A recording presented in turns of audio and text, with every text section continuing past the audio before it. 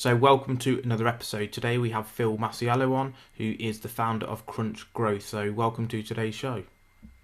Thank you. Thanks for having me on. So, you're successful now. You've obviously got your own business, specialist in sort of marketing and advertising, entrepreneurship, etc. But it's not always been that way, has it? You've not always been successful. No, I founded my first business when I was 27 years old, and it was an absolute disaster.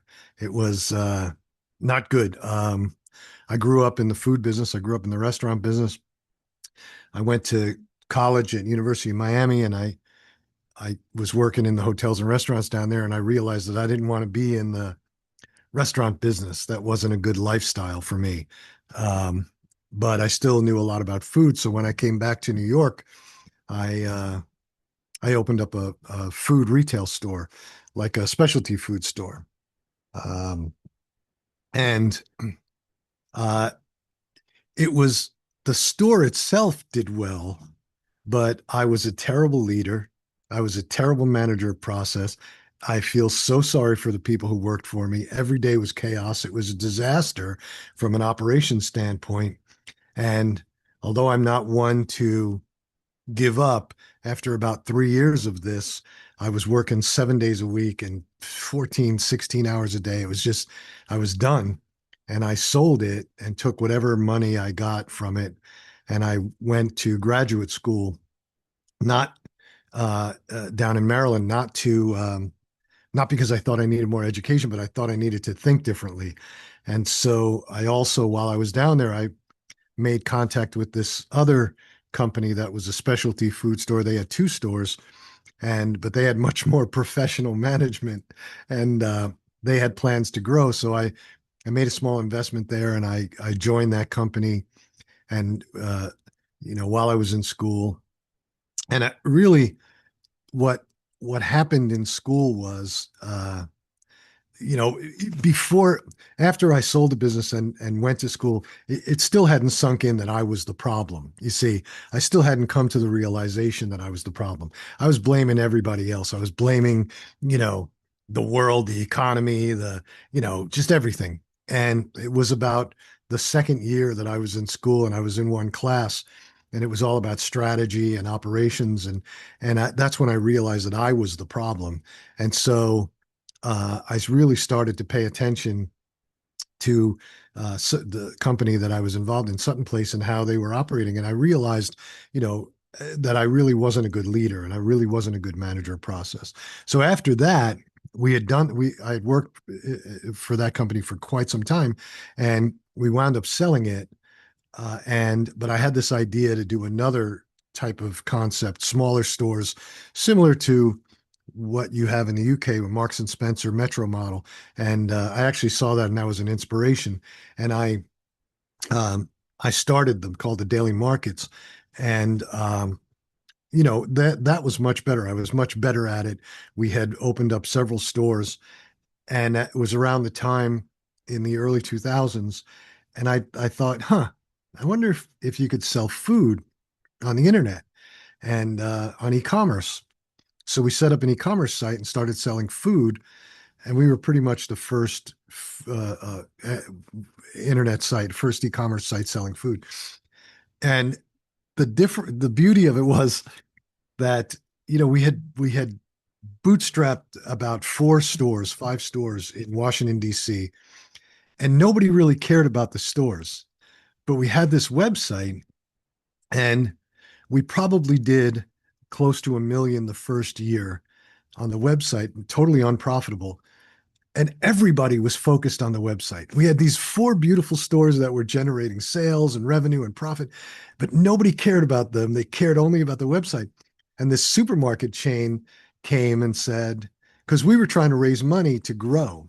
And the supermarket chain came and they wanted to invest and buy us, essentially, because they were interested in the website. And so we wound up making a deal with them, and they did buy it. And they wanted to take the website and transition that to their home shopping business. And if you think about it, at that time, nobody really understood websites. They didn't understand how they worked. They didn't understand e-commerce, direct to consumer. It was just a totally different world. And so that was the thing that really added value to the company. And so then, I did that. We did that transaction, and then I went to work for them for 2 years, implementing the website and turning it into their home shopping business. And while I was doing that, I met another person who was a manufacturer of beauty products, but really natural beauty products. And he kept saying that the ingredients, you could eat these products, the ingredients are so pure and raw.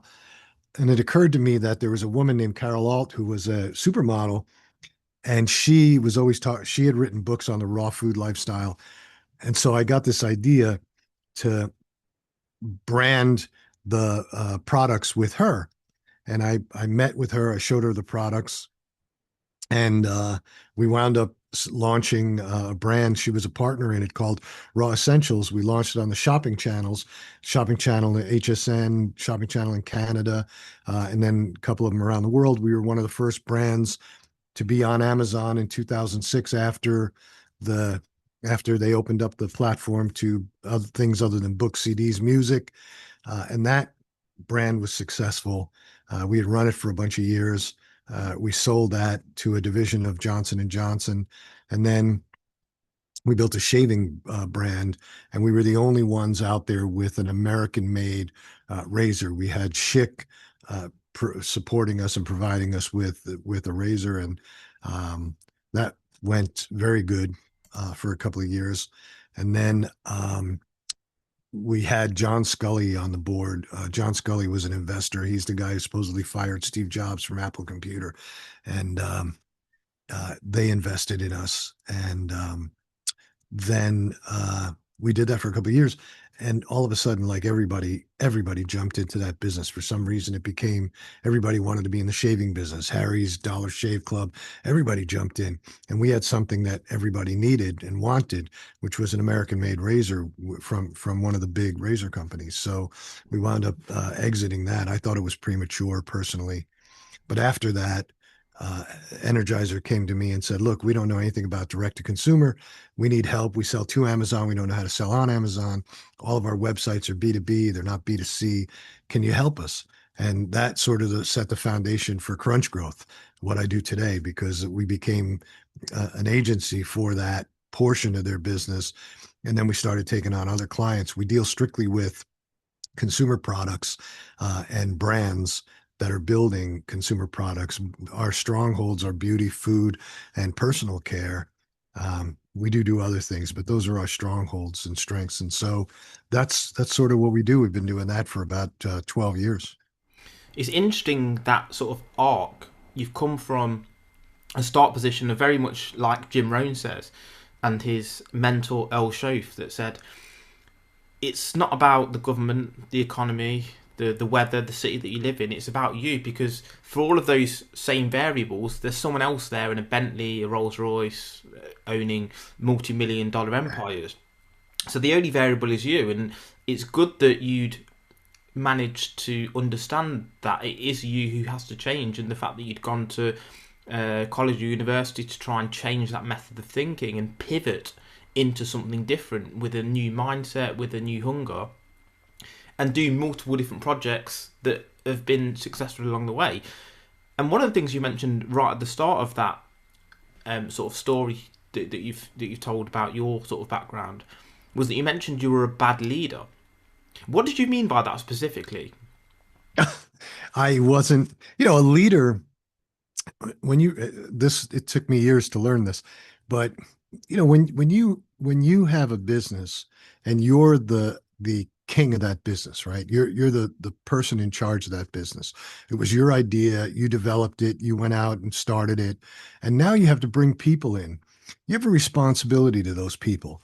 You have the responsibility to make the business successful because you're paying them, so you have to keep them employed. The minute you hire somebody, you have a responsibility to really be professional and do your best to keep that business going so that you can keep those people employed. But in order for you to move the business forward, you have to lead people. You can't dominate people. You can't just yell and scream and say, do this, do that. You have to lead these people to where you want to get to. You have to give them the knowledge. You have to give them the tools. You have to allow them to go out and do it and try it and make mistakes and not say to them, oh, you made this mistake, you're fired. Can't do that. You have to lead people and say, okay, here's what we do. Here's where we're heading.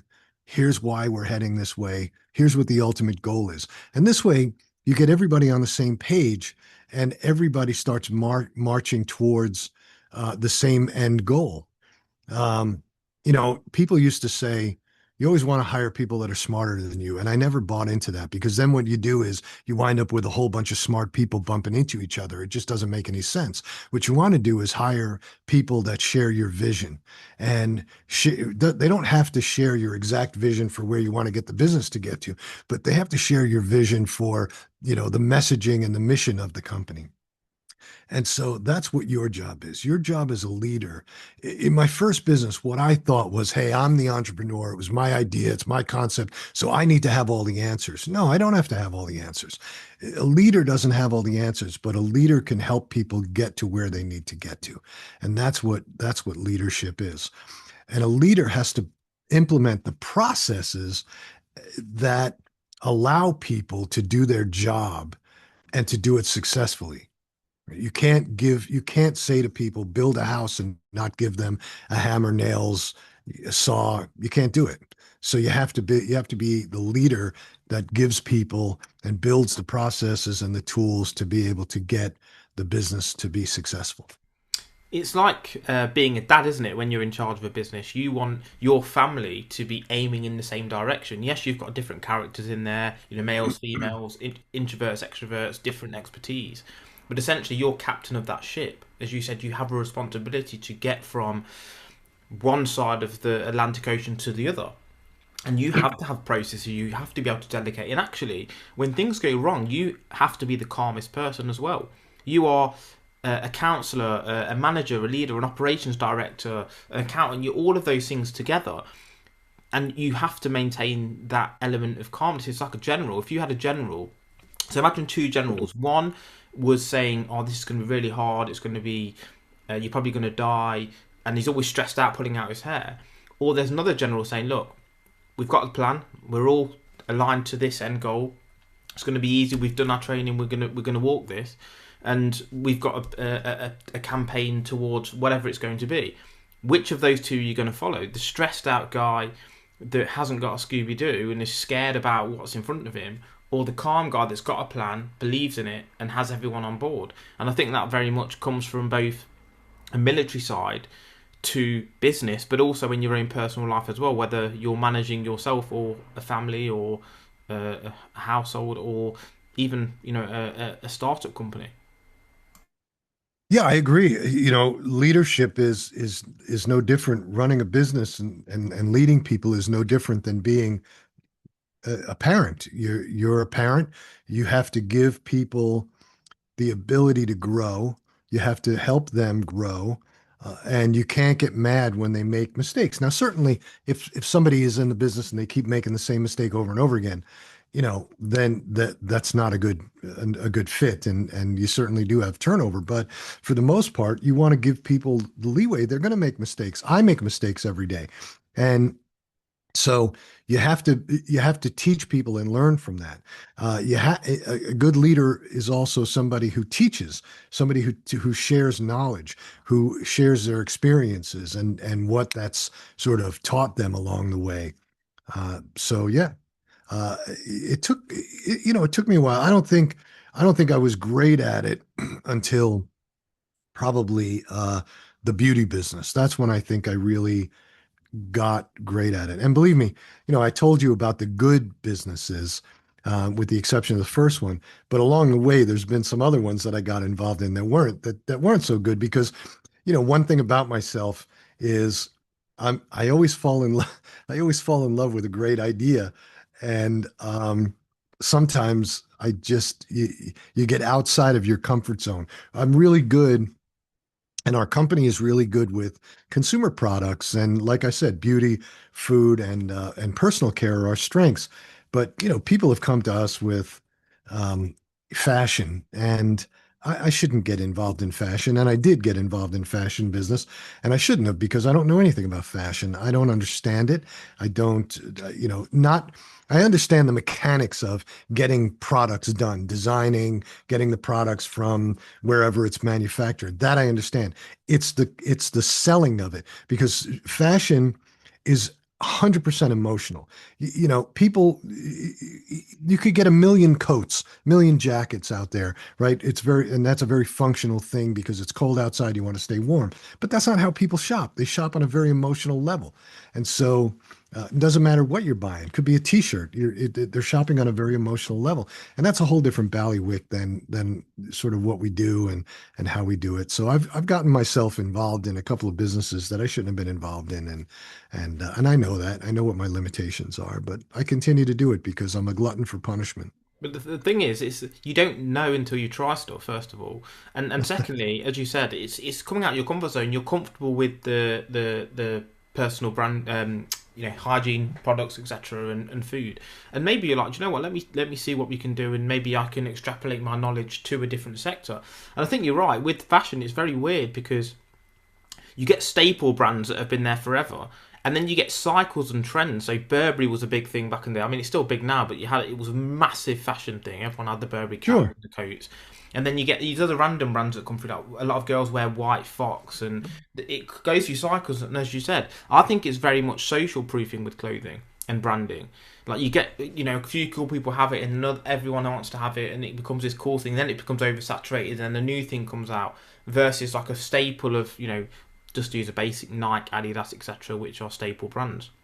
So I Yeah. think that's interesting. The other thing I think is also interesting is you mentioned there that, yes, you mentioned the successful businesses, but also the ones that failed, and that you are still looking at your decision making even for current and future projects. Maybe I shouldn't have done this. Maybe I shouldn't have done that. And I think that's important because perfectionism isn't real. People think leaders and CEOs are perfect. They get every decision right. They always know what they're doing. They don't care. They never fail. That's absolutely not true. They all fail. They have failed. They will continue to fail. And actually, the more failure is what teaches them those lessons. Yes, we should strive for perfection, but you're better off starting something and being bad at it than never doing it because you want it to be perfect. Because it will never get done. You'll never start. And I think that's the precursor to procrastination is perfectionism. Yeah. I also coach entrepreneurs. I started out mentoring at University of Maryland School of Entrepreneurship, and then I actually have a side business where I coach entrepreneurs and startup and growth CEOs. And what I tell people, especially early stage people, is people will come to me with their idea. They'll say, I want to start this business and I want to do this. And I say, okay, how far along are you? Well, I'm going to build this and I'm going to do this and I'm going to do this. And I always say, why? Why are you going to build all that? You don't even know if you have a product. You don't even know if you have a market yet. So go out and build your minimum viable product and then go out and test that minimum viable product against real people and find out if they would buy that product, how much they would pay for that product, and do they see value in that product? And so you're 100% right. You can't be, you're never going to be perfect. I have never seen a website that's perfect. I have never seen a website that somebody has that they're still not tweaking every single day because you have to. I have never seen an ad that's perfect. I've never seen anything that's perfect, and so if you're going to sit and wait for perfection, you're right. It's procrastination because it's an excuse to not get started. It's the fear of taking that first step. And that's what the problem is in business when it comes to people trying to be perfect before they launch. You can never be perfect. You're never going to be perfect. So why try? You're always going to No. make mistakes. And I mean, look at Amazon's first website when they first came out. Yeah. Look at their website, 10 years after that and 20 years after that. I mean, they didn't have all the bells and whistles. Everybody looks at what, one client on the coaching side I had, he was just in many, many directions. He was trying to launch three different products at the same time. I said, you can't. You got to focus on one. He's like, well, Apple runs multiple products. I said, you're looking at Apple today. That's today. They've got an infrastructure for that. But when Apple started, they had one product, the Apple II. That was it. In fact, before that, they just had the components of a computer. They didn't even have the full computer. It was just they were selling the components. I said, so, you can't compare a startup to a company that's been in business for 30 or 40 years. And too many times entrepreneurs try and do that. They hold themselves to that standard. They'll look at like Apple today and say, well, this is what I want to do. Okay, but you're never going to get there until you take the first step. I love that because I think people do compare themselves to. It's like kind of survivorship bias. Oh, this is what successful people do. But as you said, they are in a completely different situation to you are. Yes, they're investing into this. Yes, they're investing into that. But they have got they are at a different stage of the game than you are. For them, those Sure. decisions are completely correct. For you, those decisions are stupid. In all fairness, so I think that's a real good distinction to understand where you are versus where someone else is, because we all tend to do that. Oh well, if Amazon are doing it, if Facebook are doing it, if Meta are doing it, if this successful guy's buying that car, it must mean that that's the way to go. But it doesn't necessarily work like that, does it? No, no. And even clients, we'll have clients that haven't that come to us to do advertising, and they'll point out a great ad from Apple or Amazon. And they'll say, we want to do something like that. And I'll say, well, that's great, but you can't get there yet because the reason Amazon can do that or the reason Apple could do that is because everybody knows Apple and Amazon. They understand who they are, what they are, where they are. Nobody knows you yet. So you have to go through sort of a stage. You have to introduce yourself. You have to do some brand foundational work with your advertising before you can get there. So it's not just entrepreneurs. A lot of times it's businesses that have been around for a while, So It's you're constantly coaching somebody. So even though I have to be a leader within the company for my team, I also have to be a leader for our clients because our clients come to us because of our sort of our pedigree and what we've done and where we've been. So I think what you said about the Amazon thing, the comparison as well, is so important that they have maximum visibility. Who does not buy off Amazon every day? You see Amazon parcels getting delivered. You're ordering off Amazon. The next door neighbour's ordering off Amazon. Can you take this Amazon parcel? Their visibility is huge. They've already got the brand. They've got the social proof. They've got all of those key things that means that they can just launch something tomorrow and it'll be successful. I use the example of J.K. Rowling, the Harry Potter author. She obviously writes now under pseudonyms, different names, male names, in fact, even. But if she went back to releasing a book under J.K. Rowling, it would sell out tomorrow, regardless of how good it is, because she already has that following, already has that social sure. proof. For you can't just write a book and expect tomorrow billions of dollars coming into your bank account. And you're having this Harry Potter world, or whatever you want to call it, John Smith world being built, getting all these sponsorship. It does not work like that. You have to understand where you are on the sort of ladder to success, if you like, because it's like a car. A car takes, because first gear is the most powerful gear, isn't it? Because it's taken you from the standing start to a moving vehicle. Essentially, people tend to think it's the fifth gear, but it's not, and that's what takes the most effort to actually start getting up on the rungs of the ladder. When you're on there, and you have all of those things, yes, there is a big drop if you get things wrong, as we've seen in many companies over the past 100 years, 50 years, 60 years.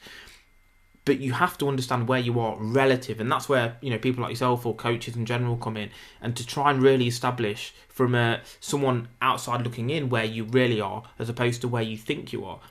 Because I think there is a fine line between ambition and drive and delusion. There is a real fine line between those sort of areas of mentality, let's call it, and sometimes you need to rein it in, and sometimes actually you need to push the boat out, I suppose. Sure. 100% agree. And I'm glad you brought up books because books, everybody wants to write a book, but you have to have a reason for writing the book. I'm not going to be a best-selling author. I don't have, nobody's going to care that much about what I have to say. I would speak to a very specific audience, and I've written 4 books, and I write books for one, to teach people something, but it's to a very specific audience. They're going to learn what I've learned, but it's never going to be a New York Times bestseller. And um, I can get Amazon bestseller. I can get that for a period of time, and I have, but it's for a very specific audience and for a very specific reason. It's also a tool to build credibility so that when I write a book and I've got clients in CrunchGrowth, I can send them that book and say, hey, this is something that, here's how I think. Here's how Phil thinks. So when you hire CrunchGrowth, this is essentially how we think. And it works for that very reason. And I think a lot of people are delusional in the fact that they think they're going to write a book and it's going to wind up on the bestseller list. And it's not the way it is. And if you understand that industry, and it took me a while to understand the publishing industry, those guys aren't good marketers. They don't understand how to market. They're just publishers. And what they require is, if the president of the United States retires and writes a book, everybody wants to buy it. So the publisher can afford to pay them $1 million and have them write the book. They're not doing any marketing. They're just a transaction. Transaction, yeah. They put their banner on it, and then it gets in the New York Times bestseller list, and everybody goes, oh, I want to use that publisher. That publisher doesn't care about you. And even if that publisher did care about you, that publisher has no idea how to market a book. I sit there on Amazon. We've been working on Amazon since 2006, and I look at some of these big name publishers that have books on there, and these guys don't know even how to set up an author page correctly, and it just kills me. But people think that everybody wants to write a book and they want to view themselves as an expert, and they spend. I mean, I had a friend who went and wrote a book on a specific subject, and he honestly invested a tremendous amount of time, effort, and money because he thought he could get to the New York Times bestseller list. And he was on television shows. He had a PR firm. I mean, the whole thing, and it did nothing for him because there's just that specific audience doesn't. There's not that big of that specific audience. Yeah, I think that's the thing. You have to understand if it's an interest in a small market, but everyone's interested in. If you're a brain surgeon and a brain surgeon writes a book about some sort of specific surgery, probably every single doctor is going to buy one. But even if they did, the numbers are so small that you can never get onto the best. You have to be. It's mass versus niche market, isn't it? Really, that's what people need to understand. Yeah, and you have to know what the reason is.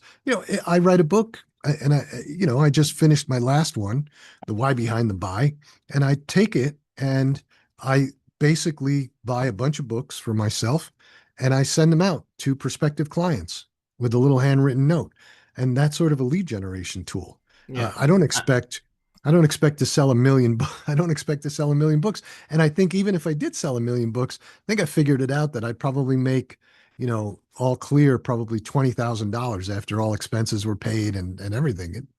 You know, Yeah, I think what you said right at the start about authority. I think that's a real important thing to say, especially so you've also got fiction and non-fiction. On the non-fiction side, it is about the authority it gives you. Because you say, look, I've done all of these things, as you said. If you'd have said, oh, I've never had a business, I've never failed in business, I've never run business, I've never had a successful business, but I'm here to mentor you,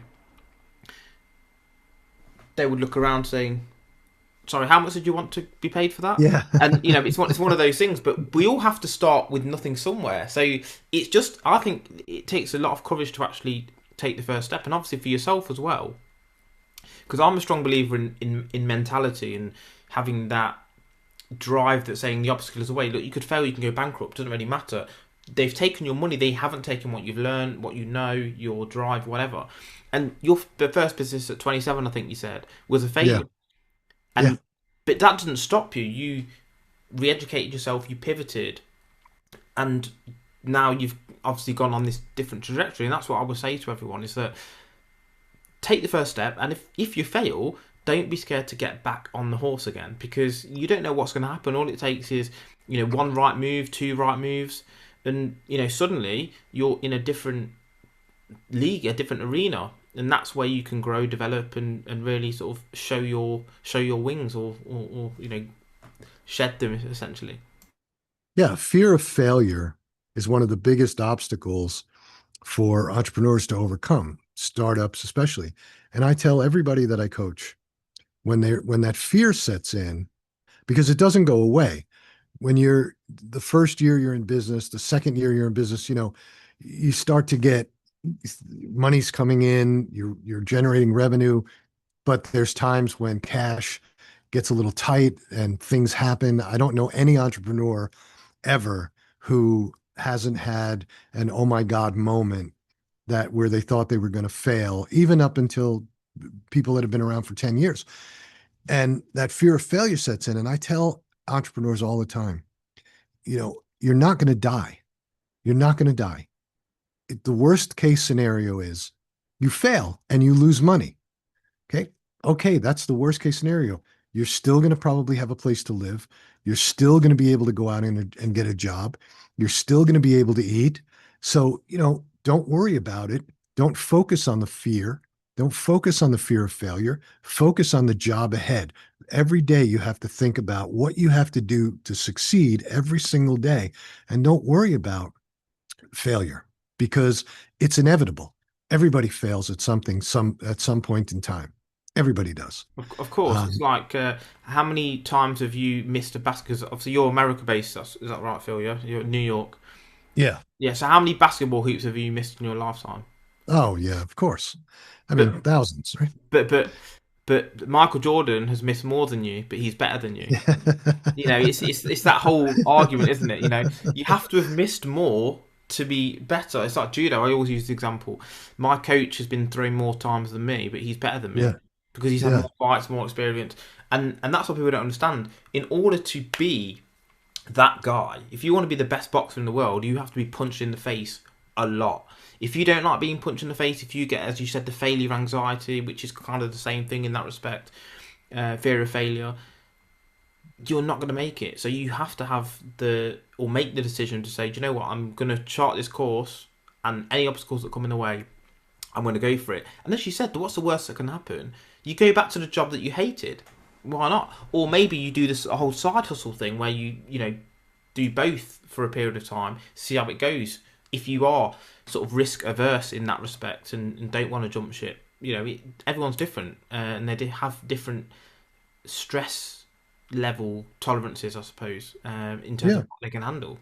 And it's something Donald Trump said years ago before he was president. He says, "Look, entrepreneurship isn't for everyone because you have to be able to deal with levels of stress. Like there's people I know that, well, males get really, really stressed. I'm not saying they cry, but they get stressed about their job. Girls, some of them come home and cry after their day at work because they've had such a bad day. Imagine having a multi-million-dollar empire and your cash flow is going down the shitter, and you've got 100, 200, 500, 1,000 employees that could be out of work. Imagine the level of stress that you would have to deal with, and if you can't deal with that, it's going to affect your health and your relationships and all of those sorts of things.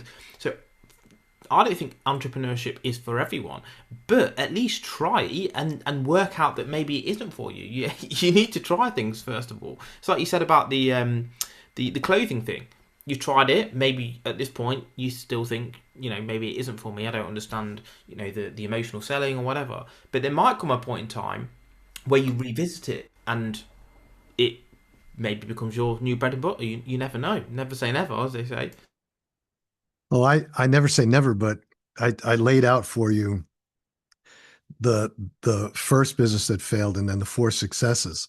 But what I didn't tell you is that my track record is actually, and I did a speech at a entrepreneur conference about 6 months ago, and I opened it up and I said, "Look, I've founded 10 businesses in my life," and everybody goes, "Oh, I said, "But only four have been successful."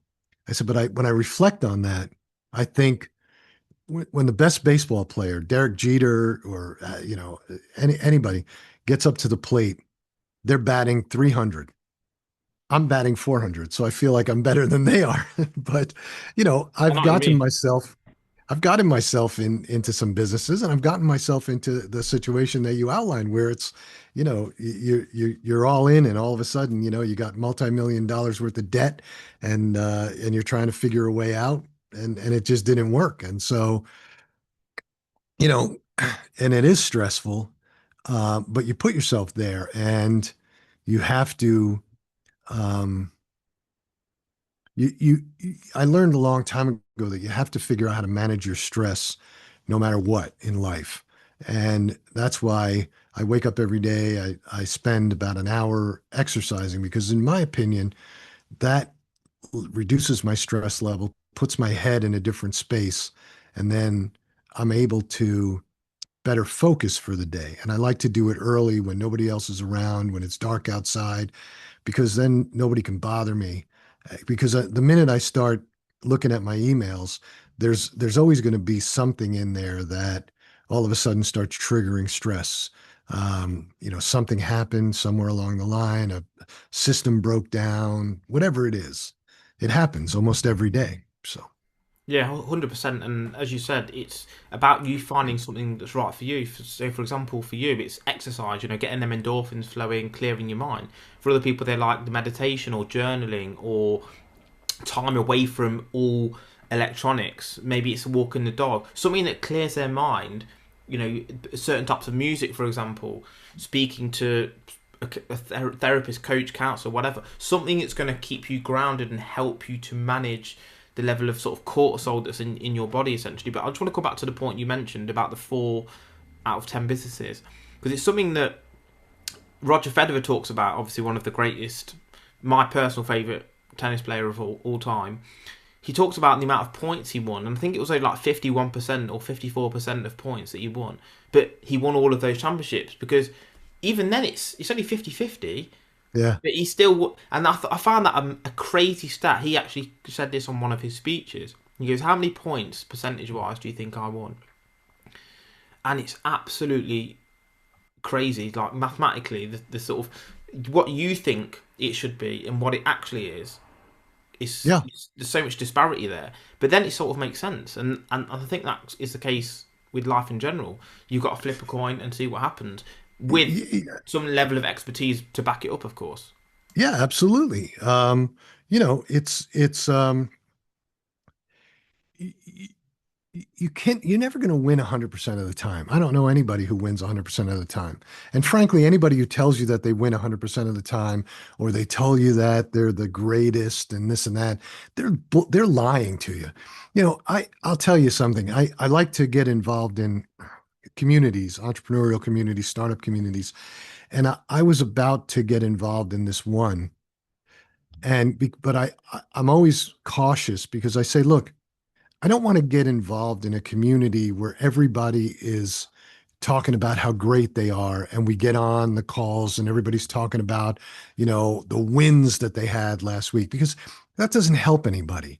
Right? What helps people is when you talk about the problems and how you solve problems.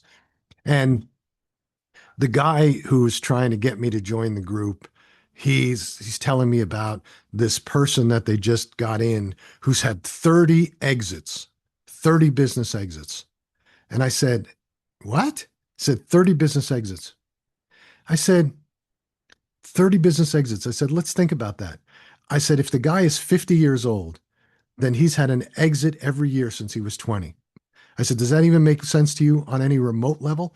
I said, "The largest private equity firm for consumer products, L. Catterton Group, with $38 billion under management, has had 67 exits since its founding in 1984. I said, "So this guy's doing better than him, better than them?" I said, forget it. I'm not joining your group. If you're going to sit there and tell me that those are the types of people in your group, then I'm going to tell you that I'm not interested in joining a group where I listen to people lie and bullshit, because it's what we've become as a society. You can almost call yourself anything you want today, and then get on enough podcasts and talk about it, and people will start to believe you. And it just drives me crazy, because when you look at their track record, or you look at their pedigree or what they've done, if there was a guy out there with 30 exits, I'd be able to Google that guy and he'd be all over the place. Because anything I say about me or what I've done, you can Google it.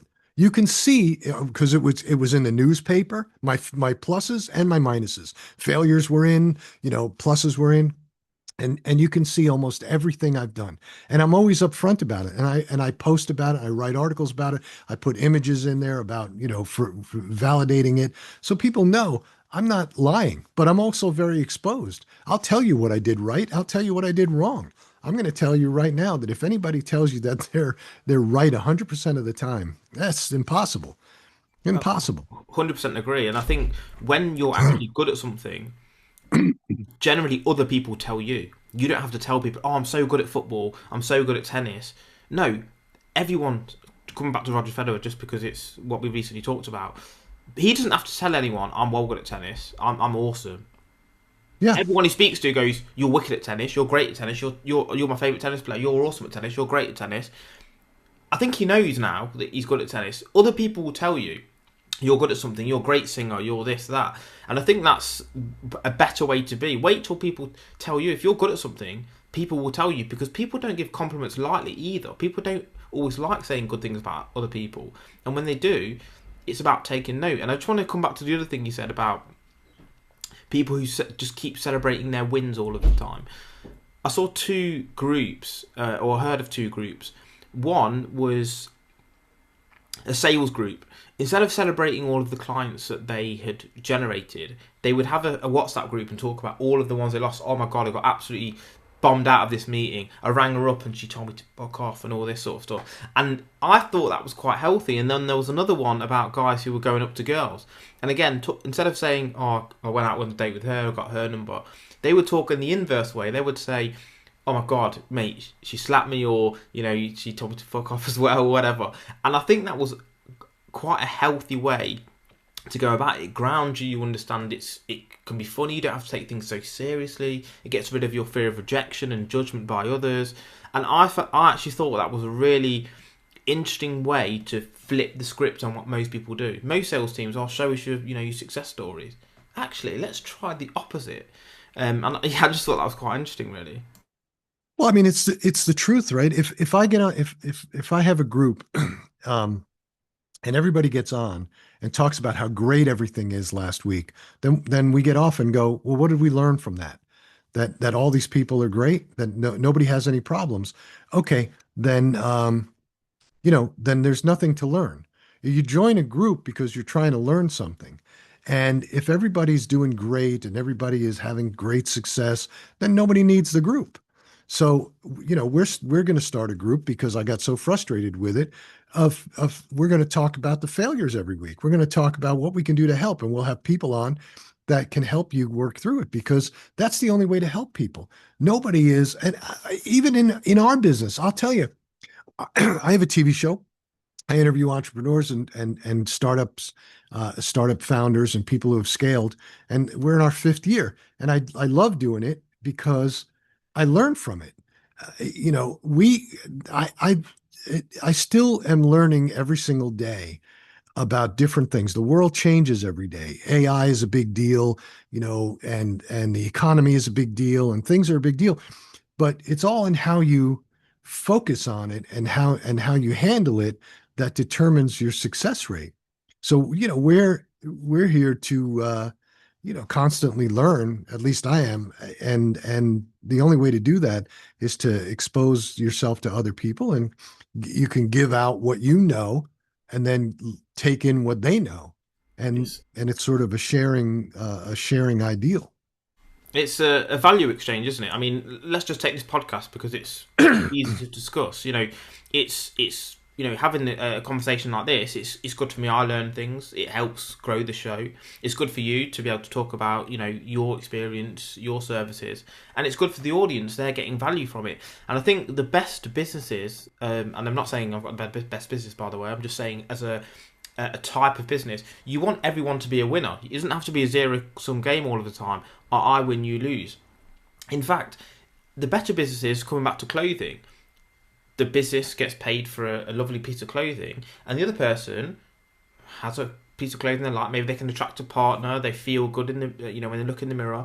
So there has to be an exchange of value, and things fail when there isn't. either the business is ripping people off and they're not getting the value they want to, which is one of the main ways, or they're not providing enough value for what they're charging essentially. So I think there has to be that level of understanding that yes, money comes with an exchange of value. The more valuable you are, the more you're worth. Coming back to Amazon rather.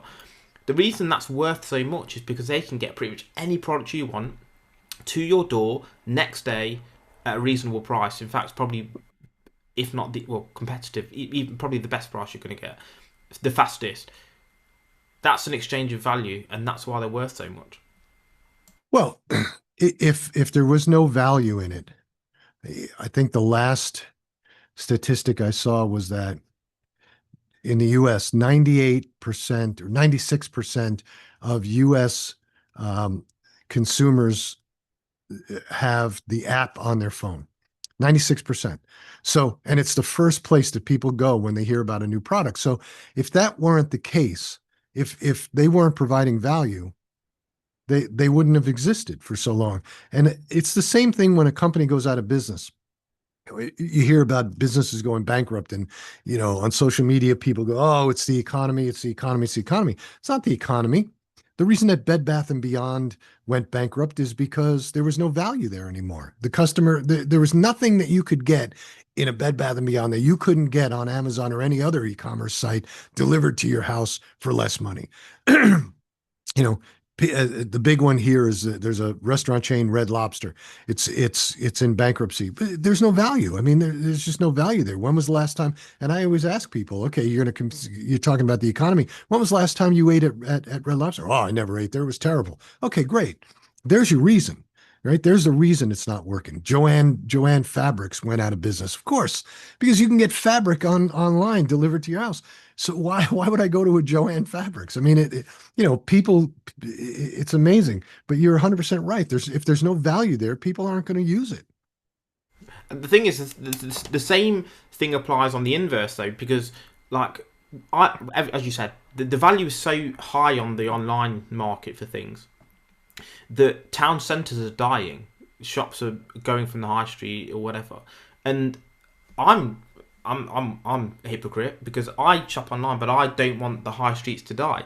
So it's that sort of juxtaposition between, look, I want to get the best value, but I also don't want to kill the local businesses, the high street, and people going around into town and having a good time.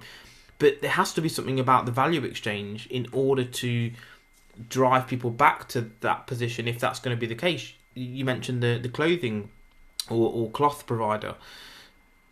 In order for them to be valuable, they have to be much more competitive, or the experience needs to be absolutely outstanding in order to offset that additional price. I just think that the way that the world is going, it's going to be harder and harder, especially for the rent, obviously rent, gas, electric, to actually the overhead costs to run businesses in, especially places like New York, where obviously it's a very expensive area retail-wise, to continue to be profitable, where obviously online the overheads are a lot lower. You're not having to have a shop or a warehouse in the middle of Manhattan. You can have it in Timbuktu and start shipping stuff across. So I just think that the way the internet has completely changed, and I think that will also affect long-term pricing of real estate markets, because the reason people wanted to be in London or New York is because there was loads of good businesses there. People used to go into the office all of the time, and that's where all the shops were. But I foresee a massive shift in that over the next 10, 20 years, obviously with AI coming in as well. And the fact that, as you said, most things are online now because the value is there, isn't it? Yeah, people complain about the the killing of the downtown merchant or the killing of the inner city merchant. And they always blame Walmart, right? First of all, they blame e-commerce and they blame Walmart. But if customers were getting true value from those downtown merchants, they wouldn't be going to Walmart. And when you find the specialty stores that, truly specialize in something that's unique, they're thriving. they're thriving. It's when you wind up with these general merchandise stores that really have no focus anymore, that are just focused on everything. They're the ones that get into trouble because they don't really have a direction. And so you can't blame Walmart, you can't blame Amazon, you can't blame e-commerce. They have to look at themselves, and say, it, there's a grocery company in this country, it's regional, but it's called Wegmans. They run big stores, beautiful stores, very exciting shopping experience, lots of fresh food, and they're big, massive stores. And there was a traditional grocery store down the street from it, and this Wegmans went in, and it just people love it. They drive from 30 miles to go to these stores. And this traditional grocery store was part of a chain, but it totally lost all of its sales. And everybody, oh, what a shame. That store's been there for 40 years, blah, blah, blah, blah. Yeah, the store's been there for 40 years, but they became complacent. They could have done what Wegmans did. They could have offered a level of service. They could have offered all this fresh food, but they didn't. What they did was they just rested on their laurels, sat back and said, we have this great unique position and we're doing $1 million a week in sales at this store. Don't mess with it. And then all of a sudden competition comes in and they lose their sales and then they complain about it. It's the whole Well, pivot, like Blockbuster, isn't it, versus Netflix? oh yeah. You have to Exactly. pivot, isn't it? I think in Yeah. today's day and age, especially with the speed of change, you could be successful one minute and next minute, rest in peace. Yeah. Yeah. But not but the thing about that one is they didn't even see it coming. They couldn't even see it.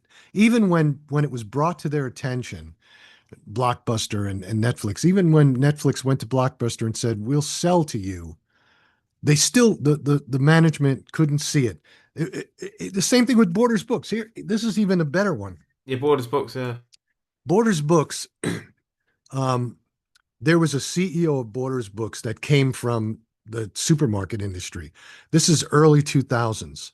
And Amazon actually, there were three points when Amazon almost went out of business, and and they got saved by stupid decisions. Toys R Us was one of them. Toys R Us actually paid Amazon several $1 million to run the Toys R Us website to basically take that over, right?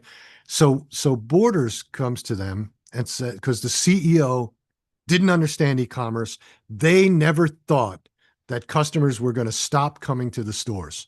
So it never occurred to them. They thought the stores will be there forever. This e-commerce thing, it's just a pain in our butt, and I want to get it off the balance sheet. So they go and they give it to Amazon. Give it to Amazon. Give it to Amazon. The CEO is all happy with himself, got it off the balance sheet. He's going to get a big bonus, right? 2 years later, they're out of business. Why? Because along with giving that Borders Books website information to Amazon, they gave them their customers. They essentially said, here's all of our customers. So what does Amazon do with that? They start marketing to them. Okay, buy books, buy books, buy books. So all of a sudden now, if you used to go and buy from Borders 3 or 4 times a month, well, now you're buying from Amazon maybe 3 times a month and maybe going to the store once a month. That's not sustainable. I mean, Barnes and Noble still exists, but it's very in very sparse places. So, they gave the customer away to Amazon and then they went bankrupt and they sat there going, oh, it's the economy, it's this, it's that. No, it's not. You gave away your customers. You basically handed a list to Amazon and said, here's my customers. Go market to them that's because it's crazy, too especially difficult for because us. Amazon originally was books. That's their, first, if I'm not Yeah. mistaken, that was their Yeah. first and primary business model. Or as you said, viable product. That was their first product. So that's crazy. Imagine Yeah. Amazon's licking their fingers, like Yeah. licking their lips That's exactly rather, what they licking their did. lips rather, not licking their fingers. That was one of the things that saved them. The Toys R Us deal was another one, and the Circuit City deal for electronics is what those three things. If it wasn't for those three deals, Amazon would have been out of business in the early 2000s. The thing is, though, like, okay, cool. So you've got all of these online businesses, and they're swallowing up, as we said, a lot of these businesses where you go in store because it's inconvenient, and people want to, because they work from home a lot more now, and they want things at cheap cost, at quick production and delivery value. Don't people still have a need to connect with people, though? Yeah, I think I think in some cases they do need to connect with people, but they don't necessarily need to connect with people in a retail environment. I think that, not having to shop the way that we used to shop frees people up to connect with people in different ways, whether they're playing pickleball, whether they're playing tennis, whether they're playing golf, whatever they're doing. It used to be, when you think about it, it used to be that, we raised 5 children when it was, before online shopping was as big as it is, in the early days, before school started after the summer, you had to take the kids, you had to go to the mall and spend a day, 2 days, gathering up all the clothes that they need to wear. And then you had to go to, the other store to get all the pencils and the markers and all the stuff that they needed and the backpacks. And it was 2, 3 days out of your life to get it all together. And you had to go at specific times when the stores were open. But now, you could play with the kids all day. You come home, the kids eat, they go to bed. You could sit there on the sofa and you can buy all the pens and pencils and backpacks that you need, and you can find the clothes that you need. And so you're doing it at your own time, with where it's convenient for you. So I do think people need to connect with other people, but you do it in different ways. I don't have a problem. I can't tell you the last time I stepped inside of a store to buy something. I can't tell you. I don't remember it. I don't. I've never bought a phone in a store. I've never bought a computer in a store. I haven't bought clothes in a store in a long time. I don't like to shop in stores as much. I go into stores to get my hair done. Things like that. But Yeah, it and just food, doesn't. food and stuff like Yeah, that. to buy food. That's one Yeah. that I do go. But there, I'm buying food in a store, but I'm not interacting with the people that are there Yeah, as of much. course. I'm Maybe the using the self cashier. checkout a lot of the time as well. Exactly. I'm using the So, self checkout as well a lot of the time. yeah. So I maybe interact with people at the gym. I interact with people playing basketball, or interact with people on, a million different places. So, So for those people who, because maybe hearing this, or maybe they already had the idea to start something online, something low risk where they haven't got huge overheads, they can start with £100. I mean, I can't remember what the business was. I saw a girl on Shark Tank the other day. I mean, I wasn't watching the whole program, of course. It's one of the shorts that comes up on your phone. She started with 500 quid, I think it was, and now she's worth, or the business is worth millions, and she's selling hoodies, and she's doing basically like drop shipping, but instead of just it permanently be on sale, she's doing separate drops and selling them all out, and it has things like people's mental state, like overwhelmed, excitable, like those sort of things, and she did it with low money. Even my brother did something like that. He started a perfume business with like £100, and I think he made almost 100,000 worth of sales. So you can do it. And what would you say, especially from your entrepreneur side, your marketing side, etc., and also I think you're a bit of a specialist on selling on Amazon as well. So what would your sort of, I don't know how many steps it would be, a 3-step plan, 5-step plan, or just a general piece of advice that you would give someone who's starting the journey? yeah, I think Amazon allows people to be able to get up and running in an e-commerce world for a little bit of money. But the first thing I would say is don't don't buy into these courses where people tell you, you buy my course, I'll teach you how to sell on Amazon. Those people are making money selling the course. They don't know how to sell on Amazon, because if they did, they'd be selling on Amazon. And so that's the first thing. The second thing is, don't get involved with these other people that say, I'll white label a product for you. You pay me, you buy the product from me, I'll put your label on it and you sell it on Amazon, because they're selling the same product to 20 other people. And so that, and the customer knows it. So you have no point of difference. So the first thing I would say is the first step is find something that you're passionate about that you want to sell, right? Find and make sure you find something that's different. Because if you have something that's different, look at the guys that did the socks, Bombas socks. I don't know if you're familiar with them, but these guys, it's just socks.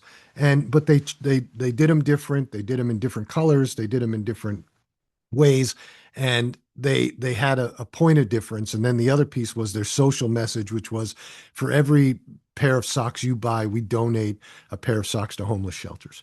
Well, people bought them. It blew up, right? Very simple socks.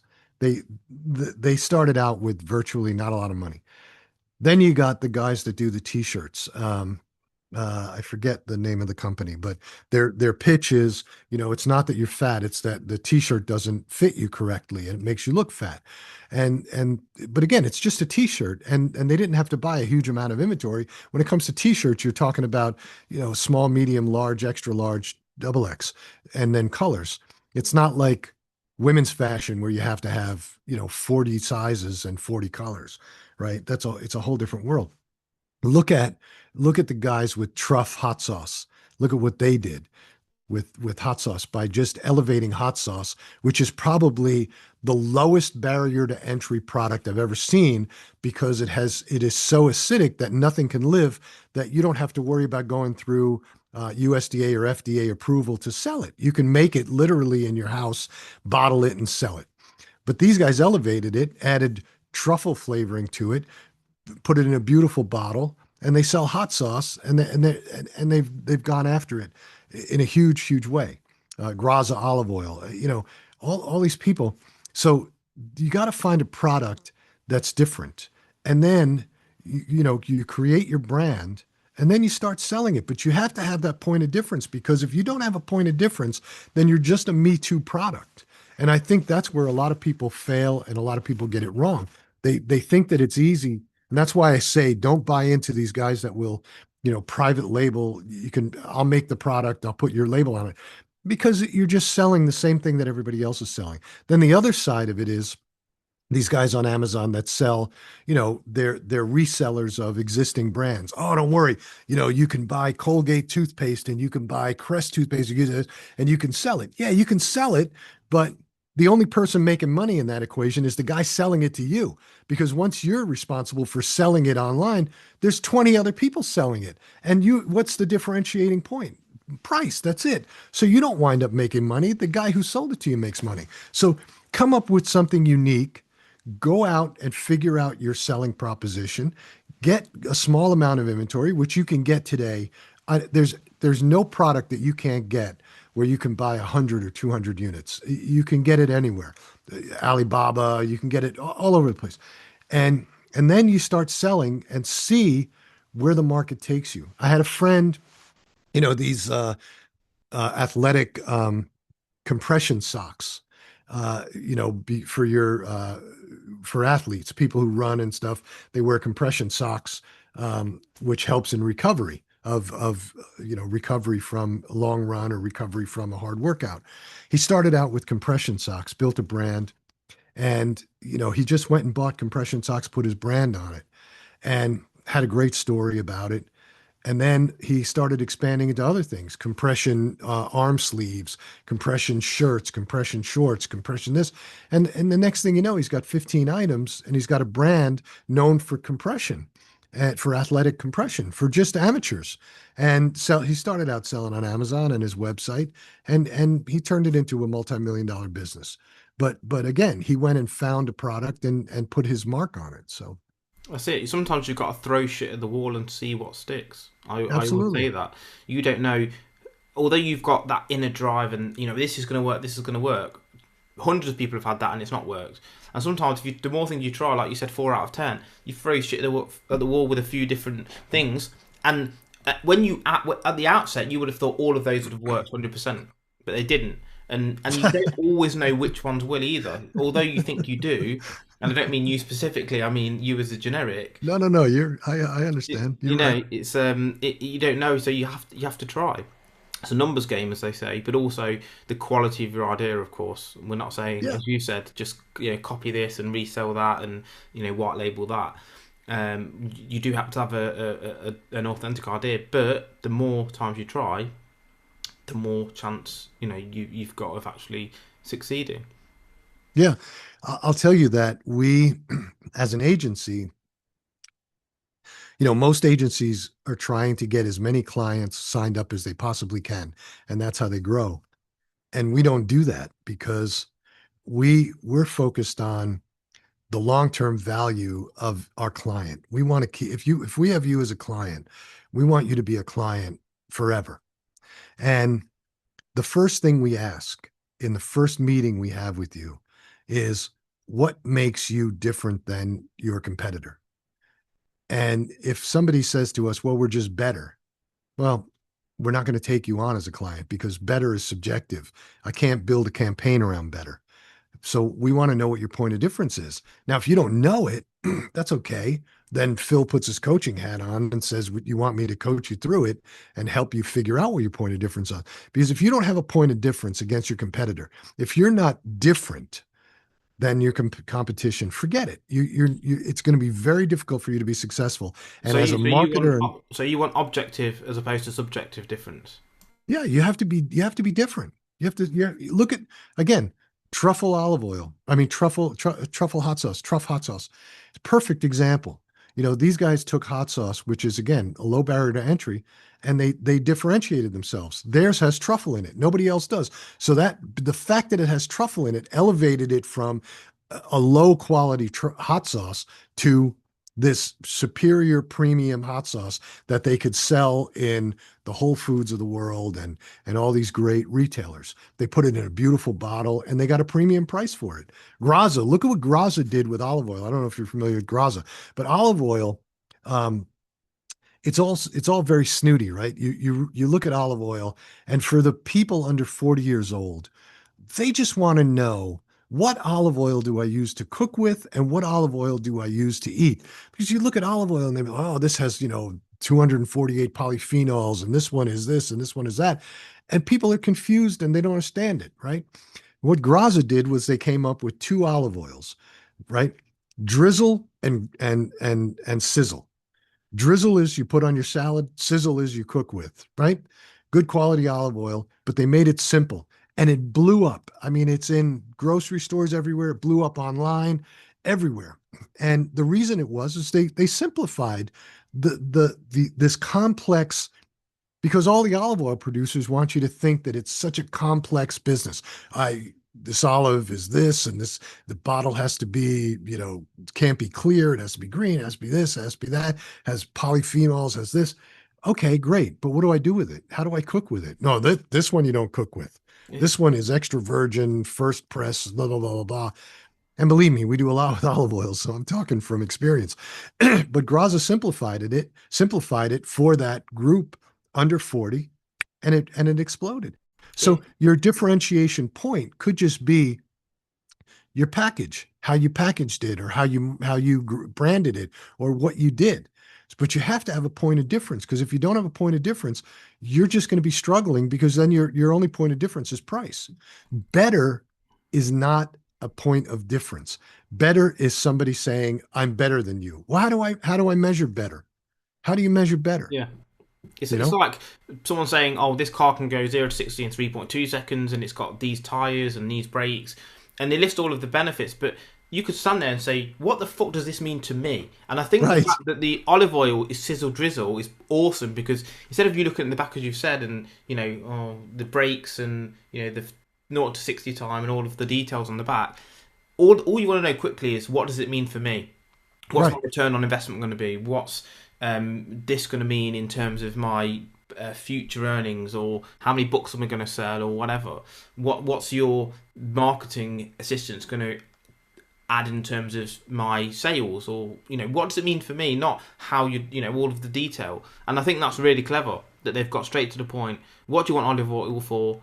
What's the biggest question you're going to have? Well, what do I use it for? If you already answer that question on the bottle, job's a good one. Yeah. And the day they launched, they had 100,000 influencers online talking about their product. So, they had given it out ahead of time. So, the point is that every business has to have a point of difference. Those are the ones that survive. If you don't have a point of difference, so don't buy into these guys that say, I'll sell you this, I'll sell you the course on how to do it. I'll sell you this drop shipping. You're just selling the same stuff that everybody else is, and you're just going to struggle. The average, I think, let me make sure I get this right. The, Out of all the sellers on Amazon, 90% of them do less than $100,000 a year, less than $100,000 a year in sales, not profit. The top 1%, there's probably, I think, a dozen companies out there that are doing over 1 million in sales. So the rest are between 100,000 and 1 million. So, all these people saying, oh, you can get rich, you can do it as a side gig, you can do all this. It's very difficult. It's very difficult. And it's very difficult to make a profit at it. So that's why you want to be different, because if you're different and nobody else has your product and you're selling, something that you know how to sell, you can do it in multiple places. TikTok, you can do it on social media, you can do it on your website, you can sell it everywhere. And I think that's an important point to note. As you said, the oil company, excuse me, had basically given it to 100,000 influencers or whatever. Sometimes you don't even need to know all of the logistics of the business. You can employ someone to market for you. If you don't know how to use Amazon, Facebook, marketing and ads, cool, you can find someone. Whether you know someone or you find someone online, or you use Fiverr, or you search for the best ranked in your area, whatever. But if you don't understand finance, the finance side, maybe you can employ someone to help you with. Maybe you need to borrow money, whatever. So you don't always have to know everything. I mean, it helps. The more you know, the better your chances, of course. But there are people out there who can help with those sorts of things. It's like you said Yeah, earlier. sure. One of the things that you do is you sit down with them and help coach them and ask them these sorts of questions, because it's Yeah, absolutely. you're helping them with that side of the business they don't understand, and you're trying to help their good idea, which you're trying to establish from these kind of questions. What makes you different, not just better? Is it a good business? That's the idea quality. And then this is the part that you understand, and you're trying to elevate and grow with that individual so they get their goal, as we said about joint value. You're getting income from providing a quality service, and they're getting exactly what they want. And I think that's the way that business should be. It has to be both aligned, coming back all the way back around to the start. You have to have that alignment, and that's what leadership is, isn't it? Yeah, absolutely. So if people want to Absolutely. reach out to you, Phil, where can they do so? If they want to, obviously, your services, your books, etc., where can they find that? Well, you can find me on crunchgrowth.com, Crunch Growth, Captain Crunch Growth, .com, and then philmasiello.com. Those are two good places. I'm also very active on LinkedIn. I'm very active on social at philmasiello.com, everywhere. So you can reach me. I'm not hard to find. You can Google me and you'll see my phone number. My phone number may come up. My email address definitely will. So, So I'll put that all in the show notes anyway, so that'll be easy.